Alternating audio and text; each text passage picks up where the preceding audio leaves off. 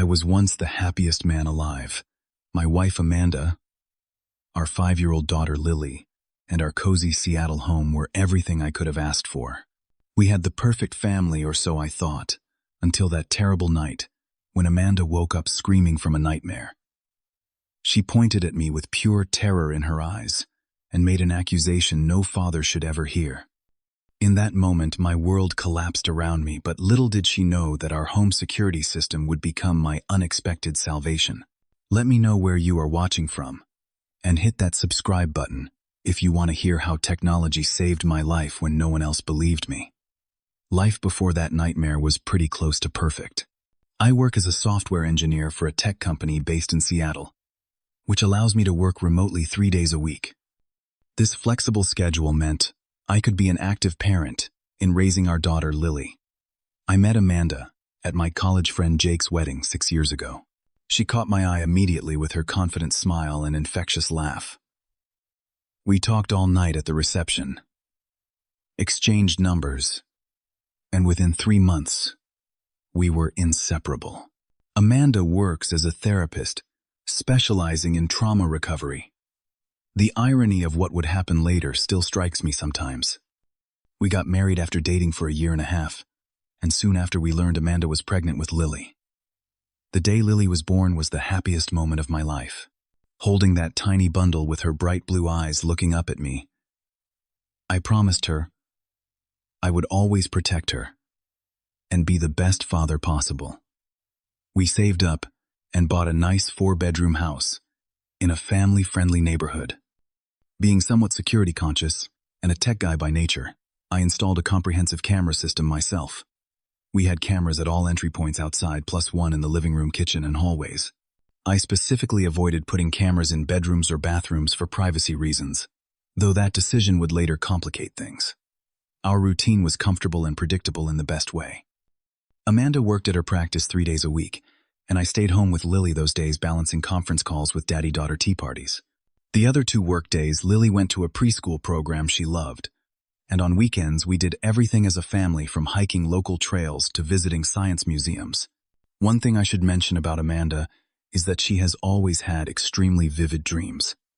Since childhood, according to her mother, she occasionally sleepwalked or talked in her sleep. It never seemed like a serious issue, just a quirk that sometimes led to amusing stories at breakfast, when she would recall her elaborate dreamscapes. Not once did I imagine this condition would eventually threaten to destroy our family. In the months before the incident, there were some minor stresses. Amanda had taken on several new clients with particularly difficult cases, and she often came home emotionally drained. We had a few disagreements about parenting approaches too. I tended to be more lenient with Lily, while Amanda worried I was spoiling her. These were normal married couple disagreements, though nothing that signaled the catastrophe ahead. My relationship with Lily was everything a father could hope for. I taught her to ride her first bike, read her bedtime stories every night, and took her for special daddy-daughter breakfast dates on Saturday mornings. She would run to the door when I came home from the office, jumping into my arms with complete trust and love. That trust between us was something I cherished more than anything. The night before everything fell apart was completely ordinary. We had spaghetti for dinner, watched an animated movie as a family, and I tucked Lily into bed with our usual routine of 2 stories and a special goodnight song I had made up just for her. Amanda and I watched an episode of a crime drama we had been following, talked about weekend plans, and went to bed around 11. Nothing unusual, nothing that hinted at how our lives would completely unravel before the next sunset. The nightmare began at exactly 3:15 in the morning. I was jolted awake by Amanda screaming. Not just a startled yelp, but a raw primal scream of terror. I shot up in bed, disoriented to find her standing beside our bed, pointing at me with shaking hands. "Get away from her. Stay away from my daughter," she shrieked, her eyes wild and unfocused. I reached for her, completely confused. "Amanda, what are you talking about?" "I was asleep right here." She backed away from me like I was a monster. "I saw you. In her room. Do not lie to me, Lee." The accusation hit me like a physical blow as my brain finally processed what she was implying. She was accusing me of sexually abusing our daughter. The room seemed to spin around me as I tried to make sense of what was happening. Amanda, that is insane. I would never ever hurt Lily. You were dreaming, I said, my voice breaking with emotion, but there was no reasoning with her. She ran to Lily's room and scooped our confused, sleepy daughter into her arms, holding her protectively and glaring at me with a look of pure hatred that I had never seen before. Do not come near us. Do not even look at her, Amanda hissed, backing into the hallway. I stood frozen, unable to process what was happening. How could my wife of 5 years, the woman who knew me better than anyone, believe I could do something so horrific? I followed them into the hallway, keeping my distance but desperate to understand.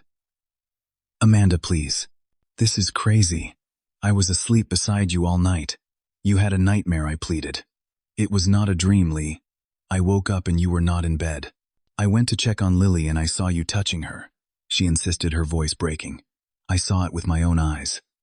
My daughter looked back and forth between us, tears welling in her eyes from the tension and raised voices. Mommy, why are you mad at Daddy? She asked in a small voice that broke my heart. Amanda would not let me near them for the rest of the night. She took Lily to the guest room and locked the door. I sat outside in the hallway, alternating between silent tears and attempts to reason with Amanda through the door. By dawn, I was emotionally exhausted and completely bewildered. At 6:30 in the morning, I heard Amanda on the phone with her sister Jordan. I could only hear her side of the conversation, but it was clear she was telling Jordan about her accusations. My stomach dropped when I heard her say, I need you to come over right now. I do not feel safe with him here. Jordan arrived 45 minutes later, glaring at me as if I were the most despicable creature on earth. She immediately went to the guest room where Amanda and Lily were, and the three of them stayed there with the door locked for over an hour. When they finally emerged, Jordan had Lily in her arms. My daughter reached for me, saying, Daddy, can we have pancakes? The innocent request brought tears to my eyes, but before I could respond, Jordan turned away, carrying Lily to the kitchen while Amanda confronted me. I want you to sleep in your office or the basement. Do not come near Lily. Jordan is staying with us for a few days, she informed me coldly. Amanda, this is insane. I did nothing wrong. You had a nightmare, and now you are treating me like a criminal. I protested. I know what I saw, Lee. It was not a dream. I woke up, you were gone, and I found you in her room, she insisted. I always trusted my intuition with my patients, and I am trusting it now. The next few hours were a blur of confusion and increasing hostility. Amanda called her parents, who immediately got in their car to drive up from Portland. Jordan contacted 2 mutual friends, and soon my phone was buzzing with messages from people who had clearly heard only one side of the story. By afternoon, Amanda threatened to call the police if I did not move out immediately. In shock, I called my brother Tyler, the only person I could think of who might believe me. This is insane, Lee, Tyler said after I explained the situation. Amanda had to be dreaming. Did you check your security camera footage? Would that show you never left your bedroom? His question was like a lifeline thrown to a drowning man. The cameras, of course. We had cameras in the hallway that would prove I never went into Lily's room. How had I not thought of that immediately? The emotional shock had clouded my thinking completely. Tyler, you are a genius, I breathed. The hallway camera would show if I left the bedroom at all. Go check the footage right now, he urged. But when I tried to access the security system on my phone, I discovered Amanda had changed the password. She must have thought of the cameras too. By the next morning, things had escalated beyond my worst nightmares. Amanda's parents arrived shortly after dawn, her father immediately confronting me in the kitchen with barely contained rage. I always knew there was something off about you, he growled, pointing a finger inches from my face. If I find out you touched my granddaughter, there will be nowhere you can hide. I backed away, hands raised defensively. Sir, I swear to you I did nothing wrong. Amanda had a nightmare. I would never hurt Lily. His expression made it clear he did not believe a word I said. Throughout the day, I was treated like a pariah in my own home. Amanda kept Lily away from me, surrounded by her protective family members. My daughter looked confused and upset, asking repeatedly why she could not play with Daddy. Each time she asked, my heart shattered anew. What damage was this doing to her? She was too young to understand what was happening. Only that suddenly her father was being treated like a monster. By midday, Amanda had contacted a lawyer about divorce proceedings and full custody. I overheard her on the phone discussing emergency protective orders. The speed at which my life was disintegrating was breathtaking. Then came the call from my boss. "Lee, we need to talk. We received a disturbing call from your wife today," he began awkwardly. My stomach dropped. She called my workplace. What did she say? She made some serious allegations. "Lee, I am sorry, but we have to place you on administrative leave pending an investigation. Company policy." Just like that, my career was in jeopardy too. I had worked at this company for 7 years, built a reputation for integrity and hard work, and now that was crumbling as well, all based on a nightmare. Friends started taking sides. Text messages came in from people I had known for years, some offering support but many expressing disgust or simply going silent. The isolation was crushing. The only person who stood firmly by me was Tyler, who promised to drive over that evening to help figure things out. The worst moment came when I overheard Amanda making an appointment with a child psychologist for Lily. "Yes, we need someone who specializes in trauma and abuse cases," she said into the phone, her voice carrying down the hallway where I sat, with my head in my hands. I felt physically ill. They were going to subject our 5-year-old to questioning about abuse that never happened. What if the questioning itself traumatized her, or implanted false memories? The thought was unbearable. That evening, I reached my breaking point when I overheard Amanda's mother suggesting they should go to the police tomorrow morning. They were in the kitchen speaking in hushed tones they thought I could not hear from my makeshift bed in the office. "We need to file a report. These things escalate. What if he tries to take her?" her mother whispered urgently. I texted Tyler, "Need you here as soon as possible. They are going to the police tomorrow." When Tyler arrived an hour later, Amanda's family watched him suspiciously as he joined me in the office. Once the door was closed, I broke down completely. "They are going to destroy my life, based on a dream," I sobbed. "I cannot even see my own daughter. They are going to tell the police I am a child abuser." Tyler gripped my shoulders firmly. "We are going to fix this. We need that security footage. Where is the main hub for the system?" "In the utility closet upstairs." But Amanda changed the passwords. Tyler thought for a moment. "Does the system back up to the cloud? Could you access it that way?" A flicker of hope ignited. "Yes. It backs up to my secure cloud account automatically." She might not have thought to change that password. "Then we need a distraction so you can download that footage without them breathing down your neck." The next hour was a carefully orchestrated mission. Tyler created a diversion by asking Amanda's parents to help him bring in some groceries he had picked up, claiming he thought everyone could use a good meal during this stressful time. While they were occupied, I locked myself in the bathroom with my laptop and frantically accessed my cloud storage. My hands trembled as I navigated to the security footage from 2 nights ago. The system organized clips by date, time, and camera location. I focused on the hallway camera that had a clear view of both our bedroom door and Lily's room. Starting from midnight, I fast-forwarded through the footage, watching the timestamp carefully. Nothing happened for the first 2 hours. Then at approximately 2 in the morning, I saw movement. My breath caught in my throat as a figure emerged from our bedroom. It was Amanda. She walked slowly down the hallway, her movements slightly jerky and uncoordinated. Classic sleepwalking behavior. She entered Lily's room and remained there for about 3 minutes, then returned to our bedroom. The footage clearly showed I never left the bedroom at all that night. About an hour after Amanda returned to bed, that is when the screaming began.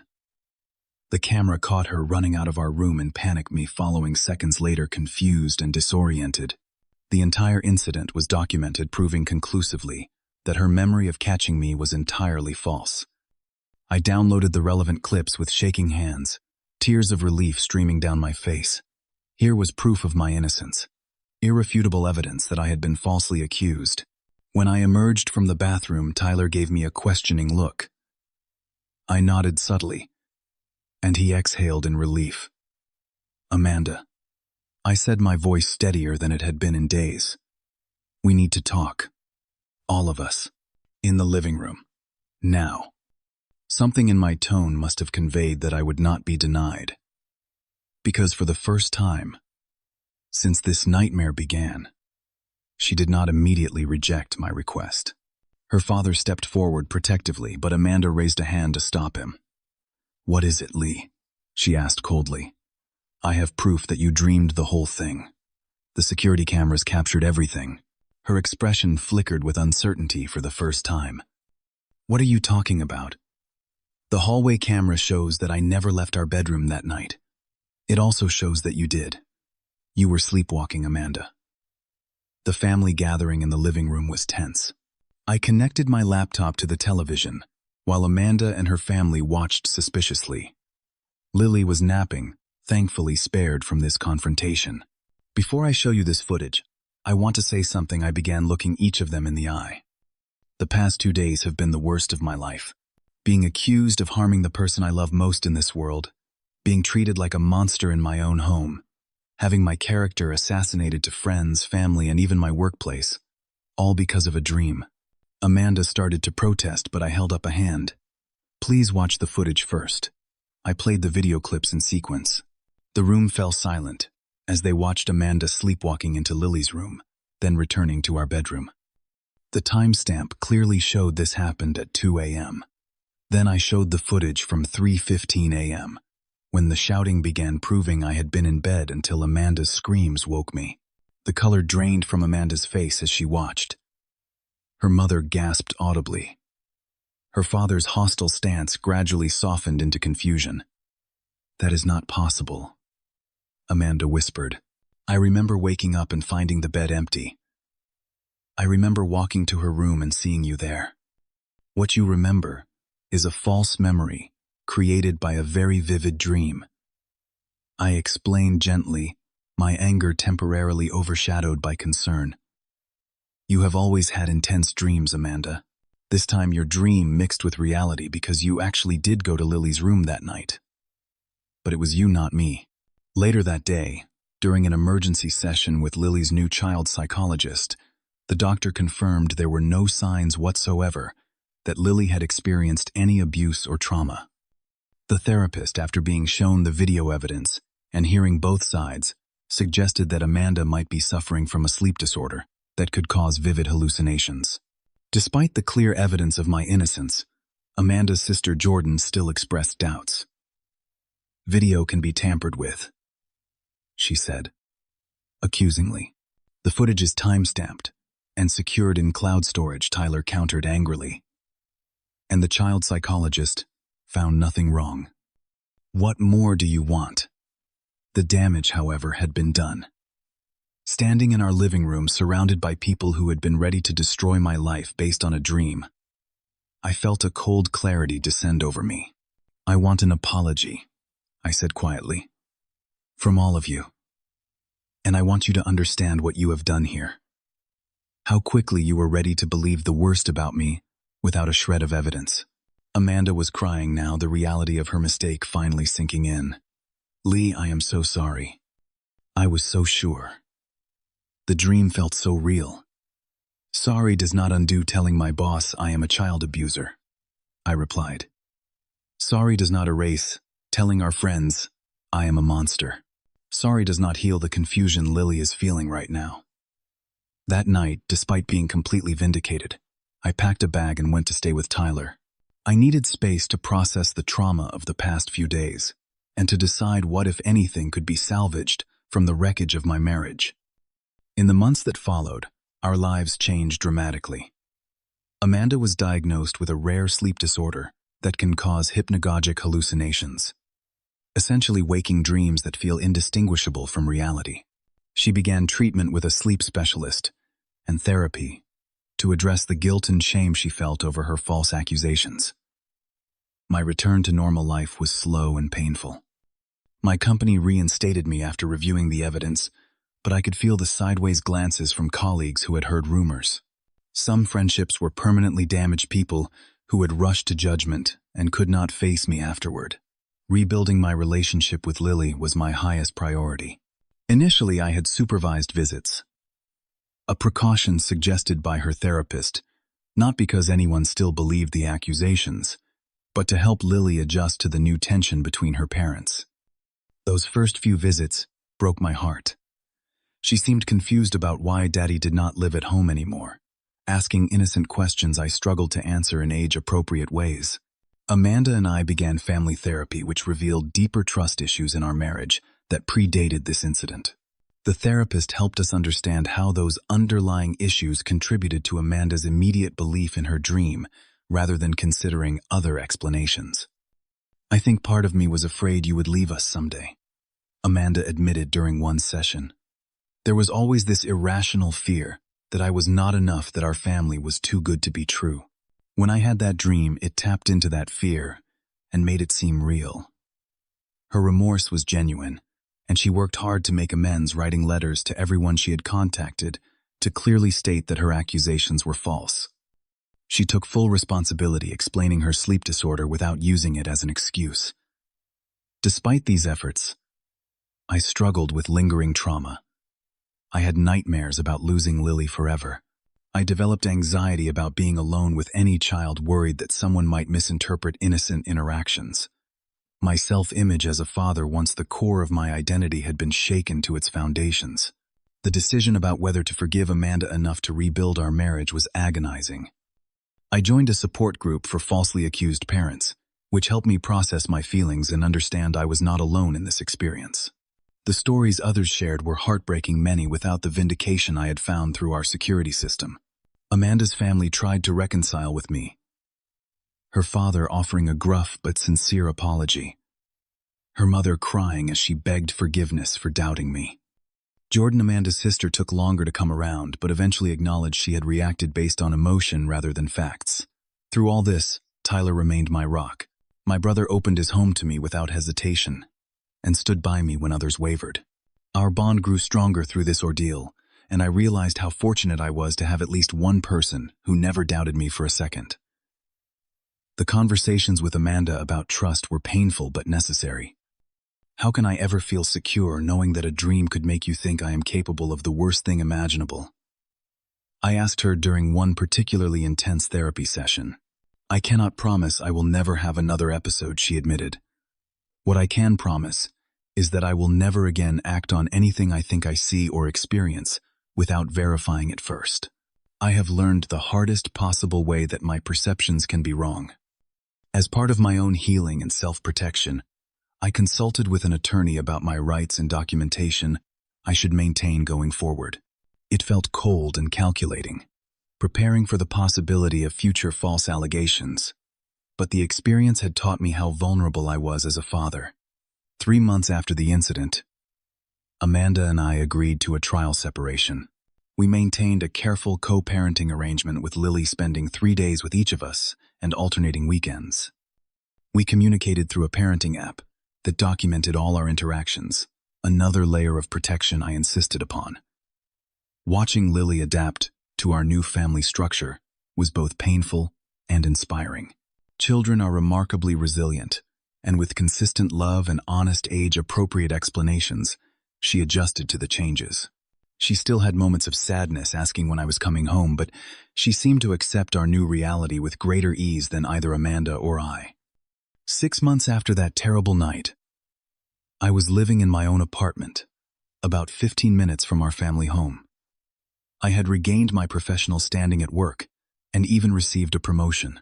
Most importantly, my relationship with Lily was strong and secure once more.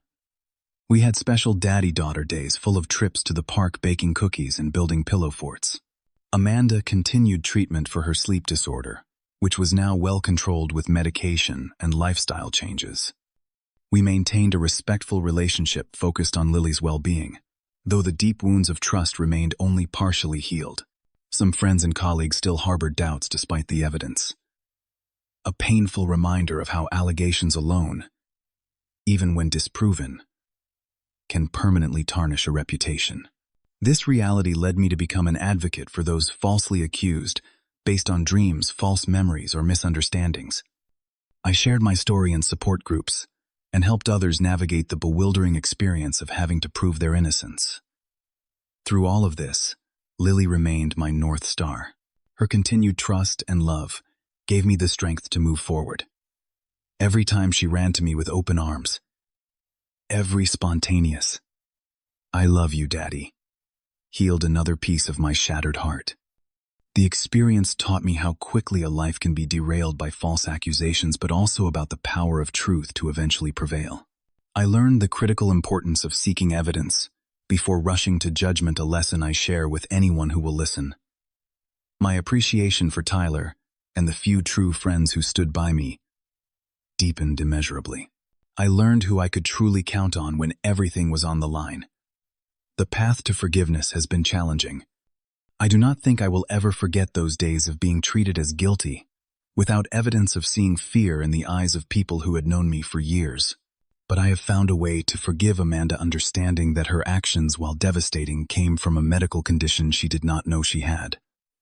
The question of whether Amanda and I might reconcile remains open. We have begun dating again, cautiously meeting for coffee after dropping Lily at school or having dinner together occasionally. The foundation of trust is being rebuilt, slowly, brick by brick.